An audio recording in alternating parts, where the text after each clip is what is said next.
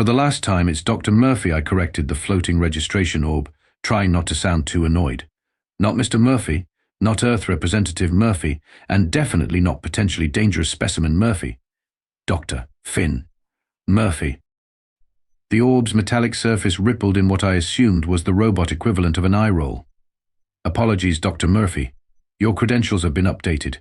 Please proceed to Hall C for the keynote presentation on evolutionary convergence across the known galaxy. I adjusted my rumpled conference badge, which still displayed dangerous specimen Murphy despite the orb's assurance, and made my way through the grand atrium of the Galactic Scientific Conference venue.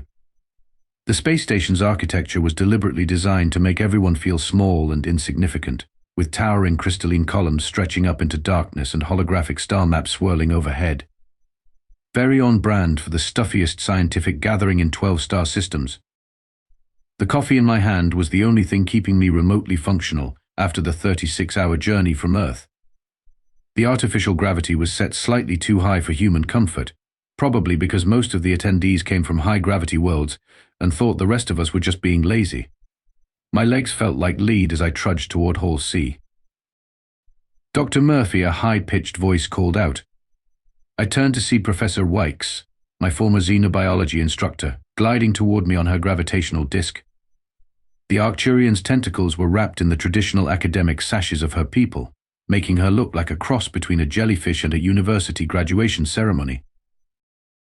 Professor Wykes, I grinned, careful not to show too many teeth. Some species found that threatening, still terrorizing first-year students with pop quizzes about Betelgeusean digestive systems. Someone has to maintain standards, she replied primly, but I could see her chromatophores flickering with amusement. I trust you're prepared for your presentation tomorrow? The committee was quite interested in your paper on Earth's unusual evolutionary path. Oh, you know me, I shrugged. I'll wing it. Professor Wykes' tentacles curled in horror. Finn Murphy, this is the most prestigious scientific conference in the galaxy. You cannot simply wing it. Watch me, I winked, taking another sip of coffee. That's when I saw him, Ambassador Zex'thor of the Zentaurian Collective, striding toward us with his characteristic air of self-importance. His crystalline exoskeleton caught the light in rainbow patterns, and his forearms were gesturing dramatically as he discussed something with his entourage. I started to step aside to let him pass, but my human legs were still struggling with the heavy gravity. I stumbled, my coffee flying from my hand in what felt like slow motion. The cup traced a perfect arc through the air, spinning end over end, before splattering its contents across the ambassador's pristine crystal surface. The atrium fell silent. Professor Wykes' tentacles went completely white. The ambassador's entourage froze in horror.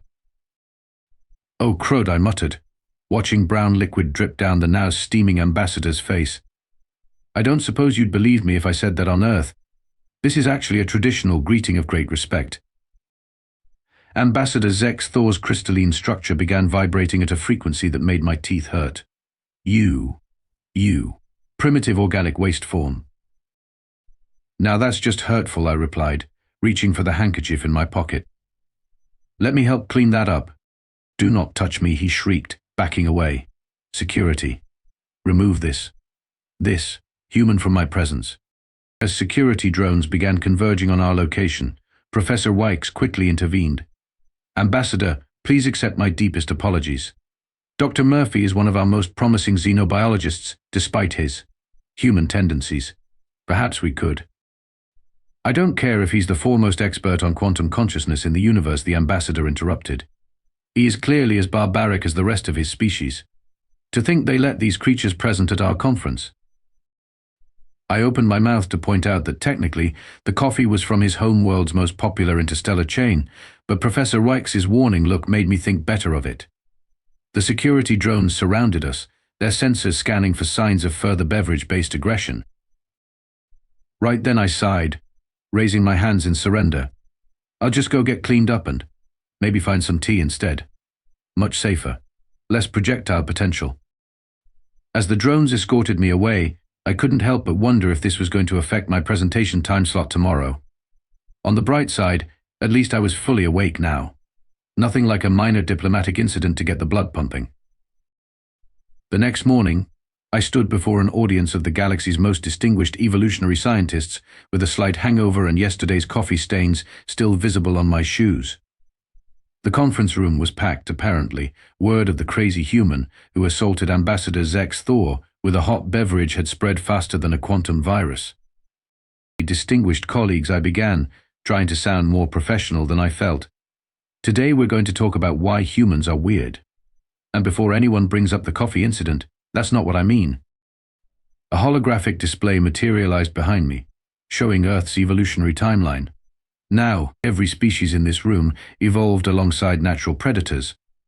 The Arcturians developed their tentacular defense mechanisms to escape the crimson stalkers of their home world. The Zentaurians, and thank you Ambassador Zex'thor for attending despite yesterday's unfortunate incident, grew there. Crystalline exoskeletons to survive the diamond crushers of Centauri Prime.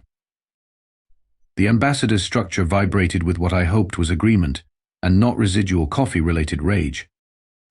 But humans, I clicked to the next slide. We didn't have any major predators during our crucial evolutionary period. None. Zero. Nada. The room erupted in chittering, humming, and various other species-specific sounds of disbelief. A Veluxian in the front row's antennae tied themselves into actual knots. Professor Klix, the seven-limbed Proximan evolutionary expert, rose from his gravity cushion. Preposterous. Every species evolves in response to predatory pressure. It's a fundamental principle of galactic evolution. Yeah, about that I grinned, clicking to the next slide showing early human settlements. Turns out we didn't need predators. We had something much worse: other humans. The room fell so silent you could hear a Martian dust mite sneeze. Even the automated recording drone seemed to pause in confusion. See, while every other species was busy evolving defenses against their natural predators, humans were playing a galaxy brain move. We were simultaneously being the prey and the predators. We were basically our own evolutionary pressure cooker. Professor Klix's exoskeletal plates began shifting in agitation. That's not possible. That's not how evolution works. Tell that to prehistoric humans, I shrugged, advancing to a series of archaeological images. We invented weapons before we invented decent footwear. We figured out how to make fire and immediately thought, hey, what if we used this to cook stuff and chase large animals across the savannah? We looked at the biggest, scariest creatures on our planet and decided they'd make excellent rugs. A Betelgeusean scholar in the third row actually fainted, their emergency flotation device automatically inflating to prevent them from hitting the floor. But surely, Professor Klix interjected, all 7 of his limbs gesturing frantically. There must have been some natural predators that hunted early humans. Oh, there were, I nodded. Once. Brief careers those predators had. Very brief. See, here's the thing about humans: we're not the strongest, fastest, or toughest species. But we are absolutely the most vindictive. Any predator that tried to make humans their prey quickly discovered that we took it personally, very personally. I clicked to the next slide, showing early human hunting parties. Look at these images. Notice anything weird? These humans aren't running from the dangerous animals, they're running after them, with pointy sticks. While on fire, sometimes both the humans and the sticks were on fire. The conference room's environmental systems began working overtime to handle the collective anxiety emissions from the audience. Ambassador Zex'thor's crystalline structure was vibrating at a frequency that was making the presentation screen flicker. Dr. Murphy, Professor Wex, called out, her tentacles pale with concern. Are you suggesting that humans essentially out-predated their predators? Bingo. Give the professor a prize, I beamed.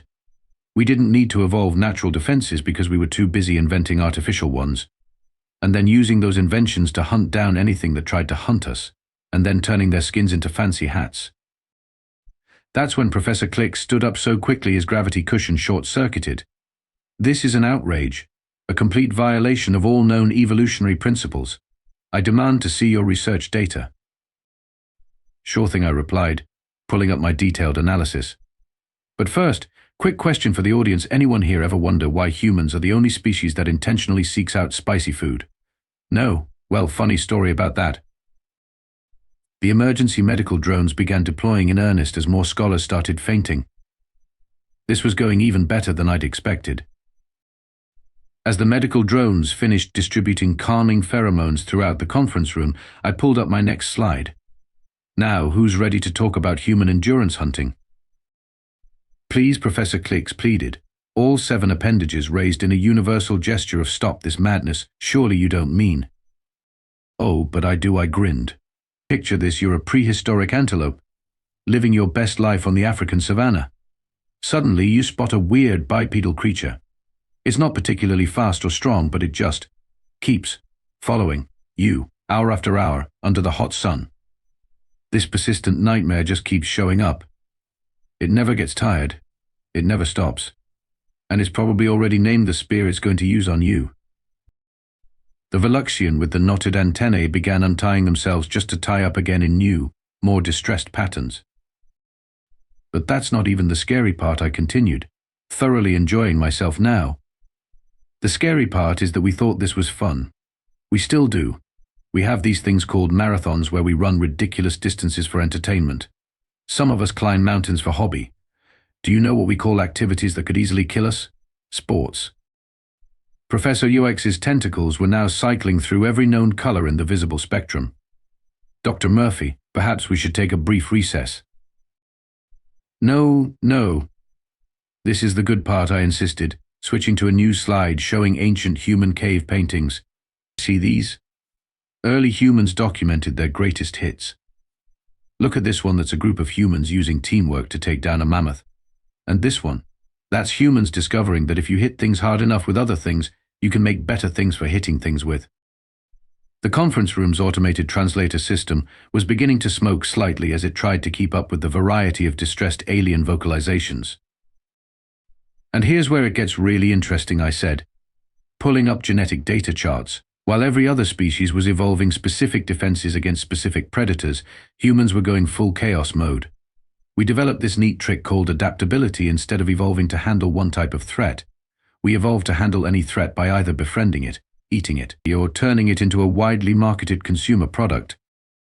Professor Clicks had somehow managed to tie his 7 limbs into what I could only describe as an anxiety pretzel. But the statistical improbability, the evolutionary mathematics. Oh, you want to talk math? I perked up. Let me show you our risk assessment calculations. Spoiler alert, humans are really bad at them.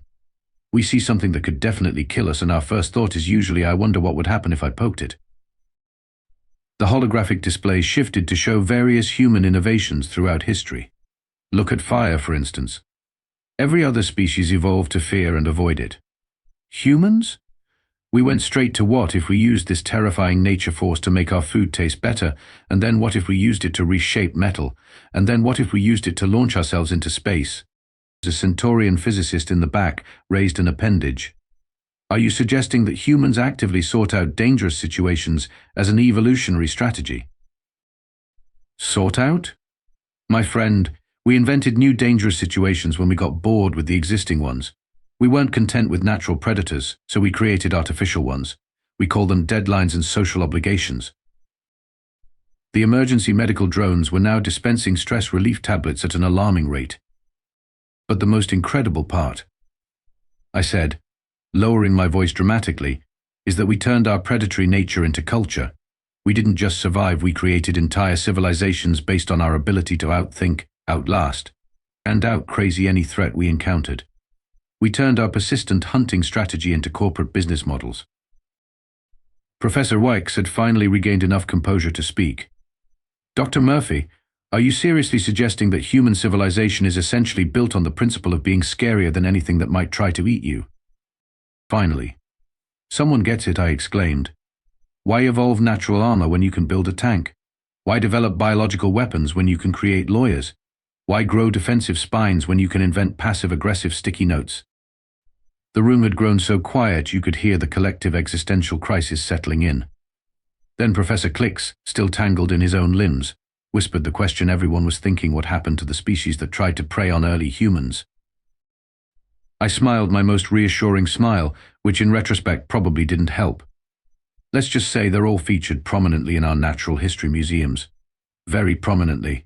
Usually in gift shops too. That's when the conference room's emergency evacuation protocol activated itself. Apparently, the collective realization that humans were essentially the galaxy's most successful invasive species had triggered every safety system in the building.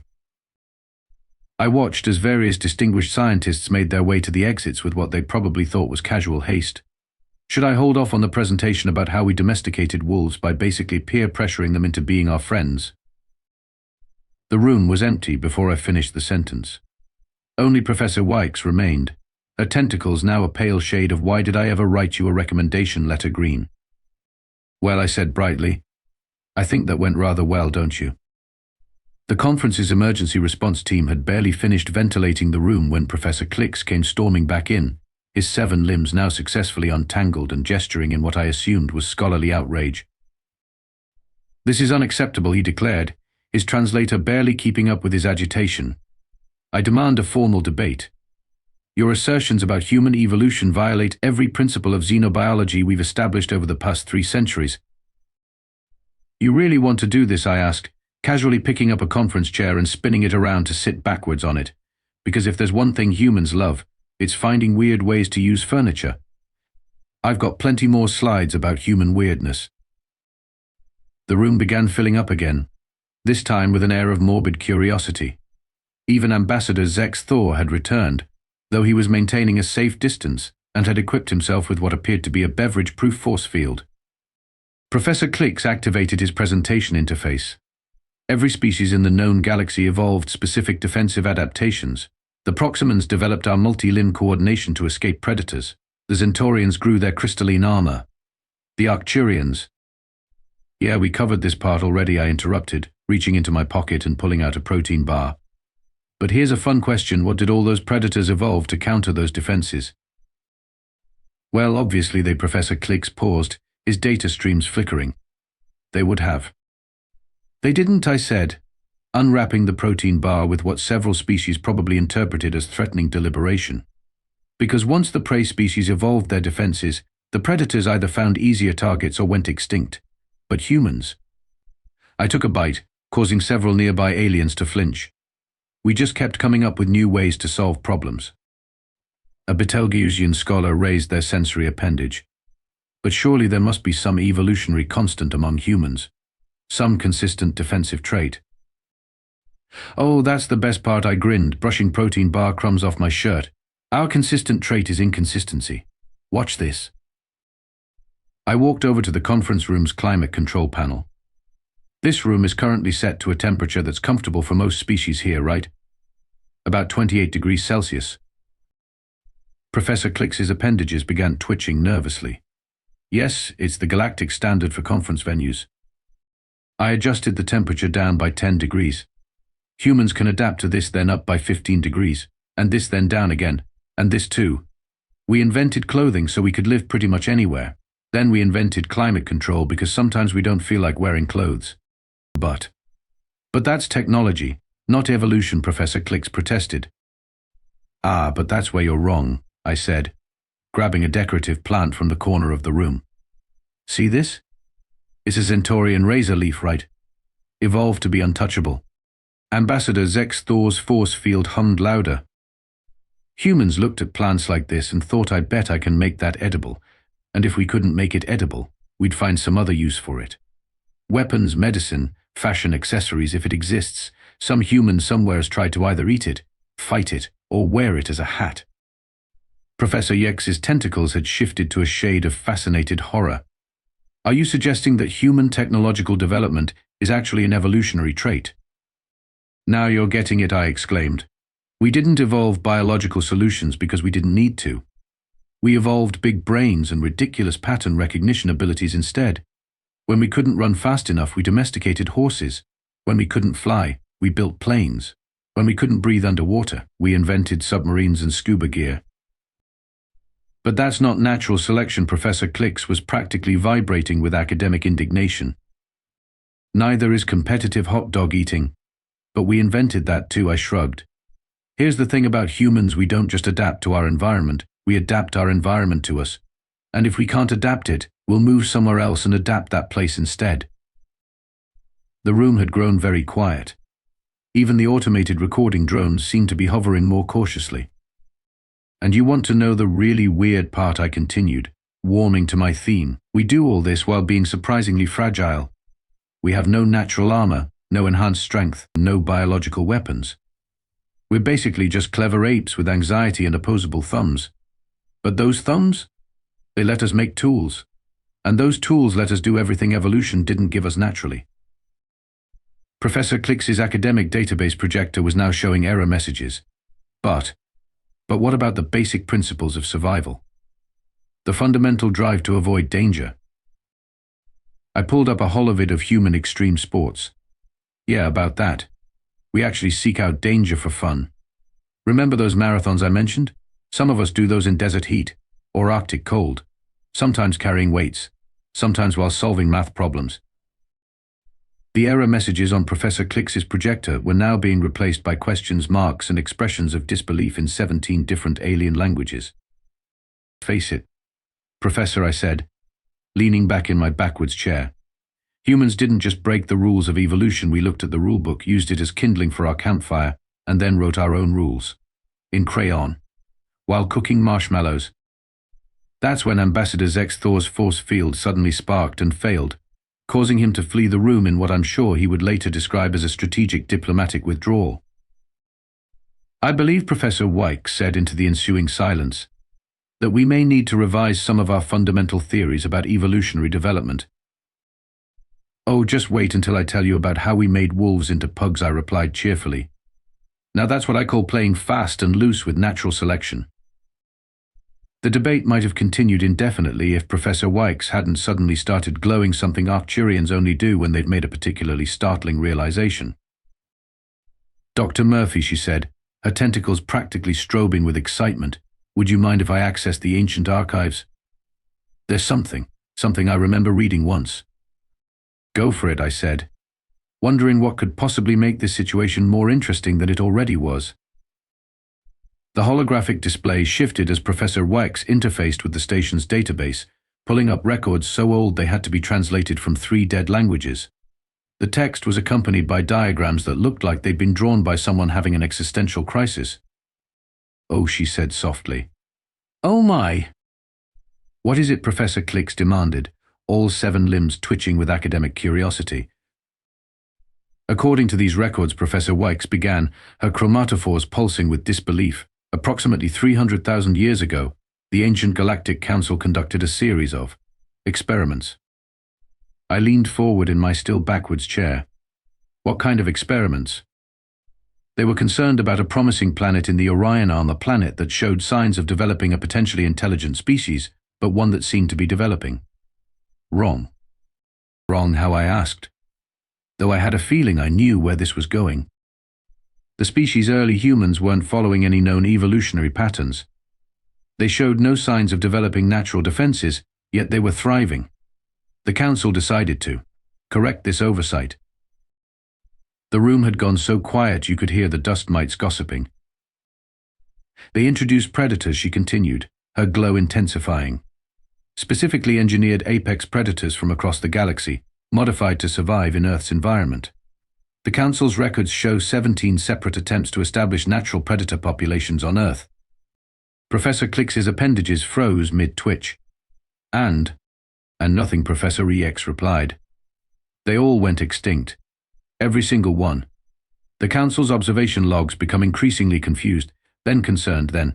Actually, I think this last entry might be tears on the original document. I couldn't help grinning. Let me guess, the predators disappeared, and suddenly there were a bunch of early humans walking around wearing suspiciously familiar-looking furs and using suspiciously familiar-looking bones as tools. Worse, Professor Zex'thor said, pulling up more records. The humans didn't just hunt the introduced predators to extinction, they figured out how to trap them, study them, and use their hunting techniques against other prey. Each failed predator introduction actually made the humans more effective hunters. The conference room's AI tried to helpfully project a statistical analysis of this information, took one look at the numbers, and crashed. But that's not the most disturbing part, Professor Zex'thor continued, her glow now visible through her academic robes. After the 9th failed attempt, the Council noted that the humans had begun to anticipate when new predators might be introduced. They started leaving. Warnings. Warnings, someone squeaked from the back of the room. elaborate displays using the bones and hides of the previous introduced predators, arranged in patterns that would be visible from orbit, she explained. The Council's final report describes them as unsettlingly artistic. Professor Klix had gone so still he looked like a statue. Are you saying that prehistoric humans not only defeated every artificial apex predator introduced to their planet, but also figured out they were being introduced deliberately and found a way to communicate with the introducers? Oh, we've always been good at pattern recognition, I chipped in helpfully. Give us a puzzle and we'll either solve it or turn it into an interpretive dance. Sometimes both. The Council's final entry. Professor Zex'thor read, her voice trembling slightly, simply says, project terminated. Humans are not to be corrected. Humans are not to be approached. Humans are to be left alone until they discover us on their own. At which point we shall pretend none of this ever happened, and hope they don't hold grudges. The room erupted in a chaos of different species all trying to process this information at once. The medical drones gave up on individual treatments and just started flooding the room with general anti-anxiety pheromones. Well, I said brightly, that explains all those weird cave paintings of animals nobody's ever been able to identify. And here we thought our ancestors just had overactive imaginations. This is unprecedented, Professor Klix finally unfroze. The ancient council never interfered with evolutionary development unless they were really sure a species was going to get itself killed by developing wrong, I finished for him. But instead of fixing us, they accidentally gave us predator training wheels. That's hilarious. Professor Zex'thor was still reading. There's an addendum here from a junior council member. It says, note for future reference, any species that responds to the introduction of apex predators by taking notes on their hunting techniques is probably going to be fine on their own. To be fair, I added, we do that with everything. You should see what happened when we discovered electricity. Actually, no, maybe you shouldn't. The early experiments were pretty shocking. Nobody laughed at my pun, but I'm pretty sure that was just because most species present were too busy re-evaluating their entire understanding of evolutionary theory. Dr. Murphy, Professor Zex'thor said carefully, how do you think modern humans would react to learning about these experiments? I thought about it for a moment. Honestly, we'd probably try to clone the extinct predators so we could study them properly this time. Maybe open a theme park. That always goes well. The room's emergency evacuation protocol activated itself again. The remainder of the Galactic Scientific Conference was interesting, to say the least. The organizing committee had implemented several minor procedural adjustments which somehow all seemed to involve keeping humans at least 10 meters away from everyone else. Ambassador Zex'thor had upgraded his force field to military-grade specifications and was now traveling with an entourage of anti-coffee defense drones. I thought this was a bit excessive, but I had to admire the thoroughness of their risk assessment. I still can't believe the ancient council tried to fix human evolution, I said to Professor Zex'thor as we watched the maintenance crew install new human-proof safety barriers around the presentation areas. Though it does explain why so many Earth legends feature seemingly impossible creatures. They weren't myths, they were lab reports. The academic implications are staggering, she replied, her tentacles still flickering with excited colors. Every xenobiological text in the galaxy will need to be updated. We'll need an entirely new classification system just for human evolutionary patterns. You could call it chaos theory, I suggested. Oh wait, we already invented that. See? We even evolved to anticipate scientific terminology. Professor Klix had finally emerged from his self-imposed academic exile, though his 7 limbs were now wrapped in what appeared to be protective padding. He approached our table with the air of someone who had recently had their entire worldview reorganized without their consent. Dr. Murphy, he said formally, I owe you an apology. And a job offer. I raised an eyebrow. A job offer. The Galactic Science Academy is creating a new department, he explained, his limbs twitching nervously. The Department of Human Containment Strategies, Human Evolutionary Studies. Nice save, I grinned. And what exactly would this job entail? We need someone to help us understand. You people, he admitted. Every time we think we've figured out human limitations, someone of your species decides those limitations sound like a challenge and proves us wrong. Just yesterday, Professor Zex'thor added, I watched a human maintenance worker figure out how to repair a quantum stabilizer using something they called duct tape and percussive maintenance. That tracks, I nodded. We've never met a problem we couldn't solve with either duct tape or hitting it until it works. Sometimes both. Exactly, Professor Klix exclaimed. This morning, the cafeteria served a clearly toxic Betelgeusian spice dish with explicit warnings for non-Betelgeusian species. 3 humans not only ate it, but they filmed themselves doing so for something called social media and started a trend they dubbed the Xenospice Challenge. I couldn't help laughing. Yeah, we do that. Did anyone tell them the dish was potentially lethal? They were informed it might cause permanent genetic damage. And let me guess, that just made them want to try it more. 7 more humans have already signed up to attempt it tomorrow, Professor Wykes confirmed. They're taking bets on who can eat the most without requiring medical intervention. Classic humanity, I said proudly.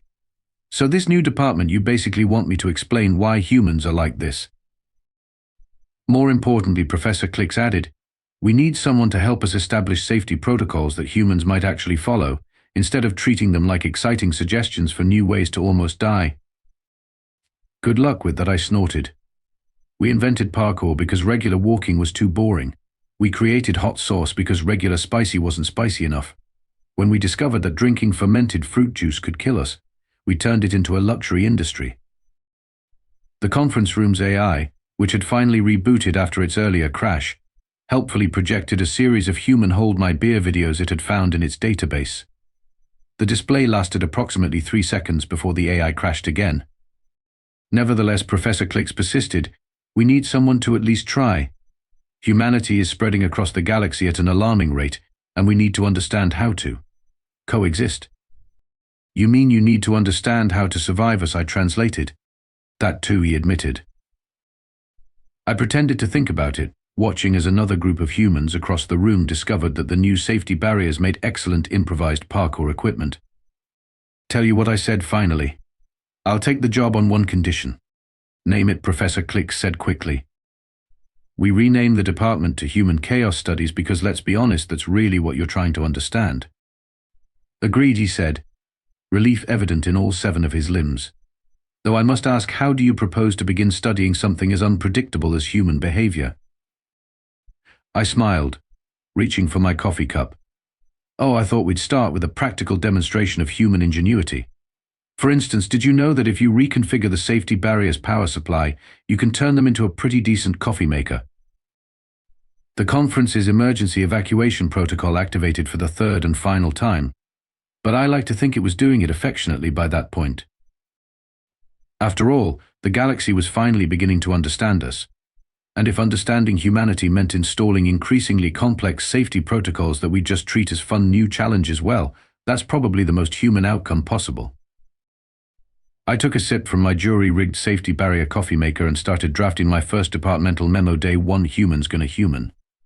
Deal with it.